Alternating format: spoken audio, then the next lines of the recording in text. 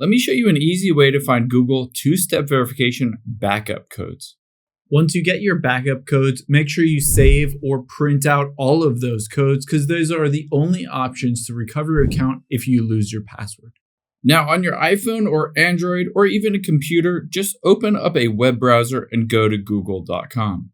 After you're on google.com, you'll be able to see at the very top right, I'm logged in. Just tap on your profile there and then manage your Google account. This will take you to myaccount.google.com. You can just type that in if you want to go directly to that. Now, to find your backup codes, let's swipe over at the top, tap on security, and then we'll scroll down, tap on two-step verification.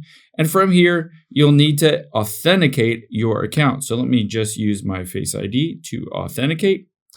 And just like that, I'll be in the two-step verification. Now, I just need to scroll down and tap on backup codes, and you'll be able to see all of your backup codes directly on here. Keep in mind, you can tap the refresh to create new ones or the trash can to delete those backup codes.